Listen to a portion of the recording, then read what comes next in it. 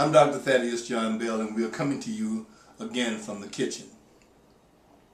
When I talk to diabetics, I have to tell them that they are going to be on medications for type 2 diabetes, and most often they are going to need to be on some kind of pill. But there are a few diabetics who will need to be on a needle. And this has become a major problem for a lot of African Americans. They will make bad decisions because they don't want to be on the diabetic needle. Let me dispel one of the myths about being on the needle in diabetes. Many African Americans have heard, or they will tell you, that when their family members were started on the needle, shortly after that time, their leg had to be amputated or their foot had to be amputated. That is misinformation and is a myth. The needle had nothing to do with the amputation of the limb.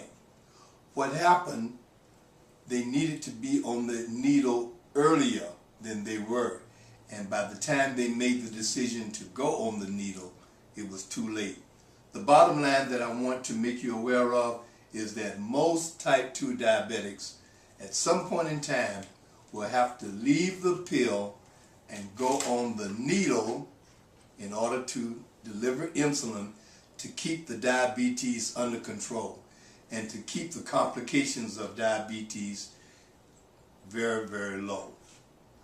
So, the bottom line to this is that these needles have gotten to be very, very small, and you can give yourself a needle with a lot of the new medications that they are coming out with, and you won't even feel the needle.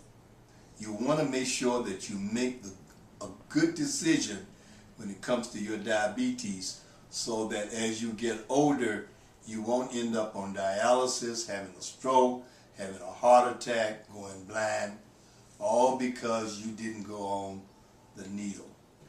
I'm Dr. Thaddeus John Bell, closing the gap in health disparities for African Americans and for the underserved.